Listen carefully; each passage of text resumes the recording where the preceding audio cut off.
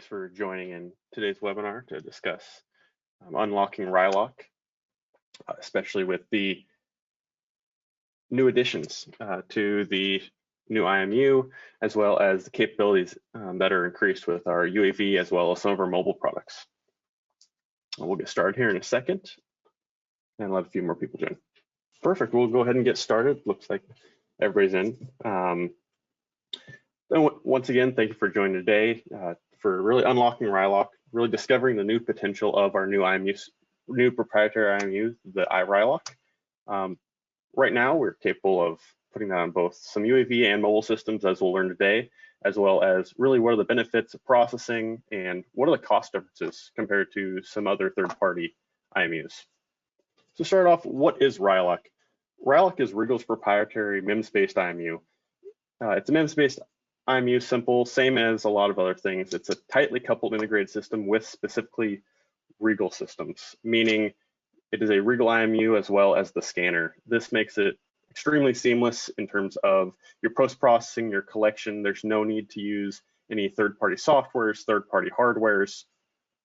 And for any uses in government or statewide collections, it is fully NDA compliant, meaning there is no need to worry about any Chinese-made parts or needing to figure that out. For the most part, at that point, you'll just need to figure out which drone you might need to use. Otherwise, really going into it, yeah, it's the full RIEGL proprietary system, meaning there's no need for anybody else to get involved. To start out, we'll start with our lower end, our RIEGL RILOC E25. This is a MEMS-based IMU capable of L1 and L2 bands, has a sampling rate of a little over 700 Hertz with a 300 degree per second angular rate. Performance itself ranges between 0.02 and 0.04 meters. This system's really meant for entry level into our mini-VUX scanners. Keeps the scanners extremely lightweight for any small multi-rotor UAVs, as well as keeping it a lot less in cost for any entry-level systems into the RIEGL ecosystem. In total, the system weight comes out to about 1.84 kilograms, or a little over 4 pounds, meaning makes it ideal for anything from a DJI M350, some of the inspired flight IF-800s, as well as even the new FreeFly Astro, all the way up to your large drones. The RILOC F, on the other hand, is our higher performance IMU for our VUX-based systems, as well as we can put it on our mini VUX systems as well. It is multi-constellation and is up to triple frequency. The scanner itself, again, is a little over 700 Hertz of sampling rate, about plus or minus 300 degrees per second of angular rate, as well as the performance is much better, coming in at 0.02 to 0.03 meters. It's much tighter, much better. This is why we couple it with our VUX-based systems, our VUX 100, VUX 120, even up to our VUX 160. In total, the systems do weigh a lot less than third-party integrations as well, with the VUX 100 coming in about 2.5 kilos, so about 5.5 pounds, and the VUX 120 being a little over 2.5 kilos. So you're right around the 5.5 to 6 pound range for these integrations. Once you add cameras, you're looking between 5.5 and 6.5 to 7 pounds, meaning even your mid-size to large base drones can fly these easily. With the included weight, you're able to fly these a lot farther too. Given these do have such wide field of views, you're able to cover a lot of ground very quickly. This is also available in some of our mobile configurations with the RILOC F, such as the VMY1, which is just a single sensor head with a mini VUX sensor inside, as well as our VMY2, which is a dual head mini VUX system. These are great for any asset collections as well as roadways, and with the new RILOC F, it significantly decreases the price, meaning it's much more cost effective and easier to get into mobile scanning. Now, really, what are the key differences between these IMUs? You're looking at a better roll pitch yaw in the RILOC F, a higher performance stat, The IMU sampling rates are similar, as well as the acceleration, the angular rates. Your big difference is going to come in your GNSS systems, with the RILOC E25 only collecting L1, L2, GPS, GLONASS, Galileo, and DeVoe. With the RILOC F, you're able to collect up to triple frequency in all of these, meaning you can get better corrections from all of your constellations. And what is the overall instruction? How do you get this working in the field? What are the operations of it? I know some scanners can be a little trickier to use. The RILOC E tries to take it and make it as simple as possible. To start off, you're actually going to set up your base station. All of the RILOC scanners currently, you do need a base station to be able to scan with. So you set up your base station in a location. From here, you'll set up your platform, set up any targets that you've had, that you've already surveyed in as well. From here, you'll set it up on your platform, turn on your platform. From here, the scanner will just receive power from the platform, whether it be any drone, any platform that you're looking at. From here, the scanner will boot up, and with it, we have it set up to, we can have it automatically start upon receiving power. So you don't even have to touch a button, no logging into it, nothing. We can also have a Wi-Fi activation code that allows you to come in and automatically turn it on or off from your phone as well. From here, you will allow the scanner to warm up, find its heading, and allow it to do a 2-minute static. From here, after 2 minutes, you'll just take off and fly your mission. There's no more need for a dynamic, a heading alignment, anything. Just take off and start flying your mission. The goal here, though, is to make sure you don't start and just have some turns, right? It's like any IMU, you have drift after a while. As long as you're, not flying 20 miles in one direction, you're good to go. From here, you'll land, do another 2-minute static. From here, the scanner will actually automatically shut off. Within our software, we have programmed it to, as soon as it senses non-movement, a landing, for example, it'll automatically start to boot down, meaning you don't have to go in, boot down, connect back up to it. It'll automatically stop, save all of your imagery if you've collected it, save all your LiDAR data, your IMU data. And from here, you'll actually just take the storage card. With the mini VUXs, it's an SD card. With the VUX-based systems, it's a CFast card. You'll take it off, bring it on your computer, and from here, we'll start the processing. So what is the processing software? The RIEGL software is actually called RIProcess. It's all the processing software for kinematic systems. From here, we can edit our system descriptor, do all of our trajectory processing, point cloud registration, global registration, all of your strip lines and trajectory adjustments. We can tie down to control, colorize point cloud. You can QAQC your full data set in here as well, and then export upon task. And I'll get into all of these coming up. First of all, what is the RIEGL system descriptor? This is a bore sight and lever arms editor that allows you to go in and have your platform as well as your scanner visually shown to then automatically measure out your bore sights and as well as everything else in here. So we can reference our LiDAR system, our laser scanner, our camera, the platform that we're using, antenna, our GNSS or Shriver, and IMU. From here, we can actually edit all of these. You won't ever have to edit the LiDAR system, laser scanner, camera. That is a fixed payload that RIEGL puts together. We've already done all the bore sights that are already in there as well. The main bore sight you're going to have to do is your lever arms from your antenna down to your IMU. This does change for certain systems, certain platforms and systems. We have this already built in, and we can help you put these all together as needed. From here, we'll go into our trajectory processing. We're going to, first of all, add our base station data, since our data will already be selected in here. We'll then download our ephemeris data for any of our checks, and we'll select our optimization effort. Do we want it to be high accuracy? Do we want it to be high speed? High accuracy is of course going to take a little longer, but you're going to have much more accurate point cloud. From here, we'll also select the antenna lever arm. This is where our RISD comes in. Throughout this process, we're going to select, what is our antenna arm. So it's going to be in there. Once we have it set, then you don't have to touch it whatsoever. Again, it's always going to be in. As soon as you're done collecting, your lever arm is always going to be set within your data processing. From here, we're going to do our point cloud and global registration tasks 2 through 3.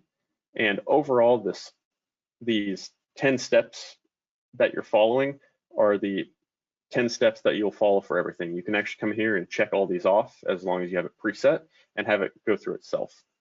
So for the target registration, we're registering our data points.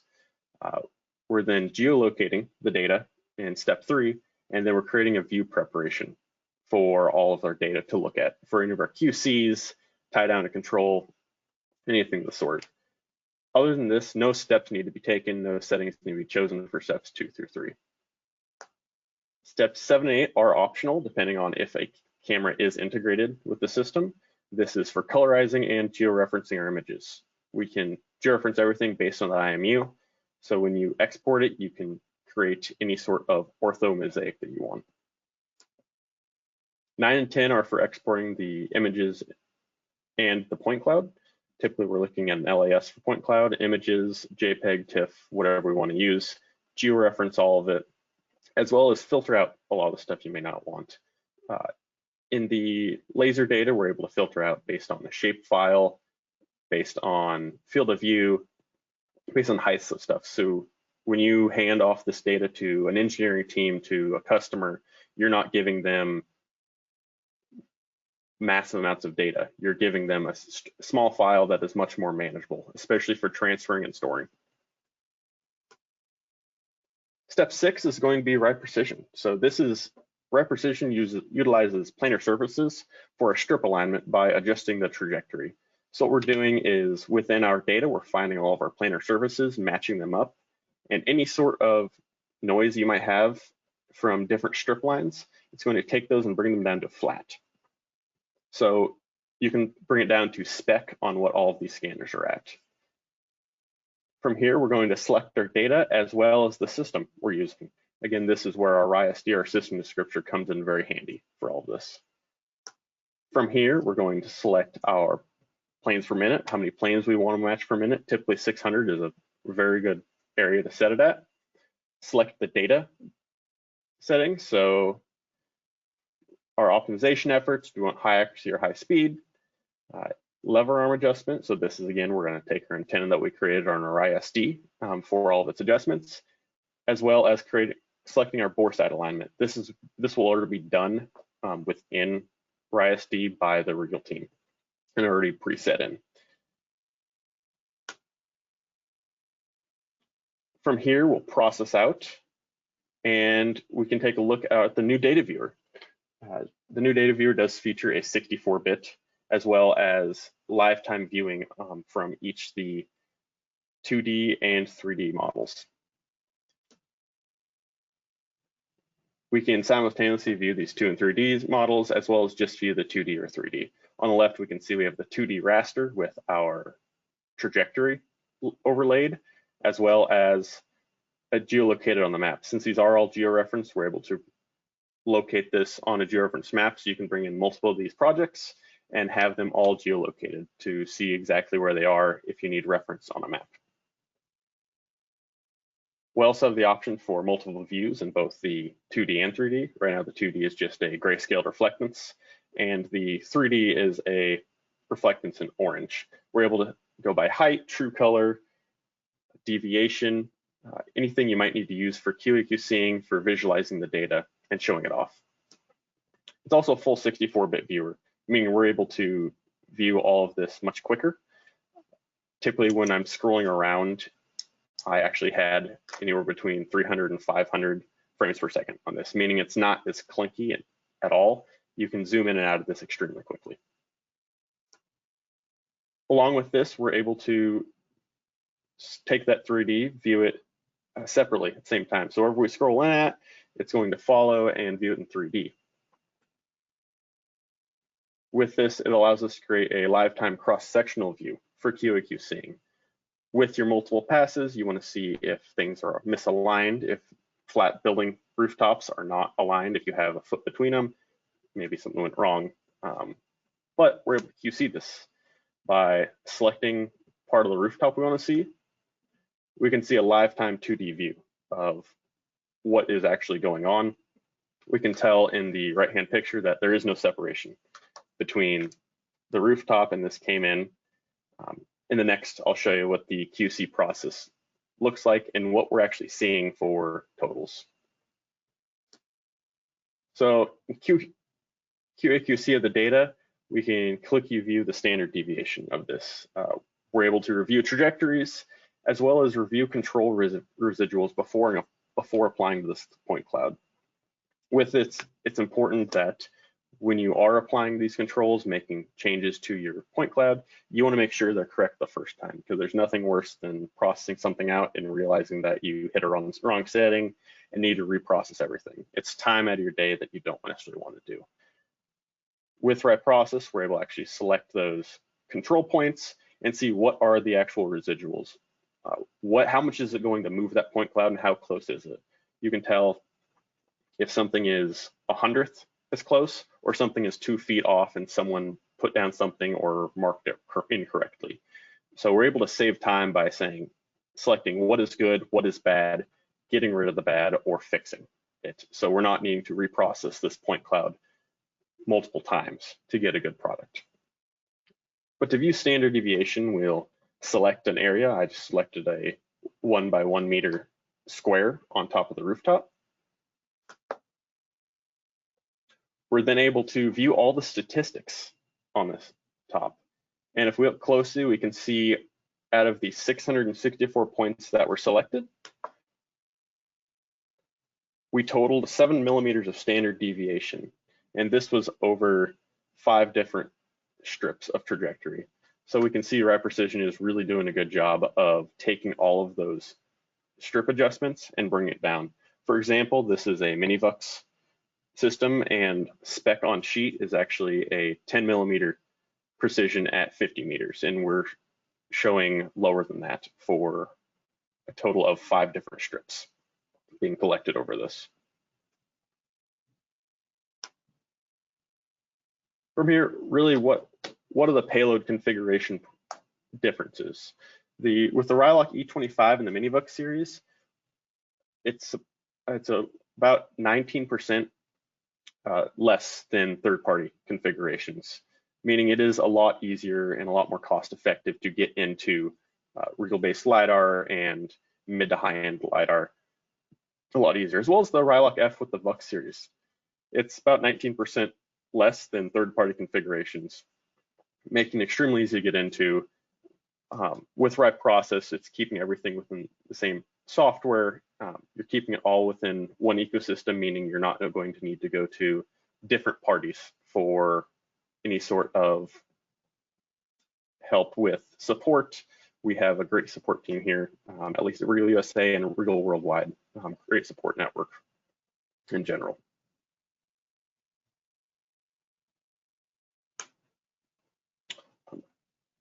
Overall, this is really the main updates with the RIEGL RiLOC. Some of the difference in processing as well as cost effectiveness, making the flight operations a lot easier in general, meaning you can turn it on, fly it, and come back down and then just start processing. Typically, we're looking at a 1-to-1 processing time with all this. So however many minutes you take flying and collecting data is typically how long it's going to take to process everything out. Overall, thanks for everything. And if anybody has any questions, I'll go to our question panel. Start out, I was asked, how far in a straight line can you fly with these IMUs? This is an IMU. It is typically you still do want to fly changes in direction once in a while. For example, if you're flying 5,000 meters or 5 miles in one direction, I'd typically suggest every 2.5 minutes to make a change in direction. If you're flying a fixed wing, it's as simple as a dipping of the wing. If it's a multi-rotor, it's the same thing. It's just a simple adjustment, or typically for a lot of these sites, you're flying grids in general.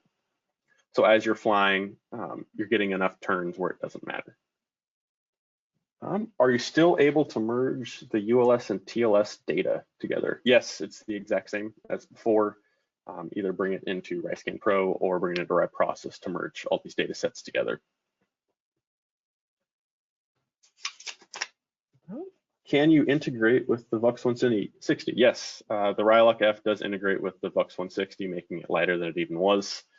But still put that GNSS board inside, allowing it to be just as accurate as everything before.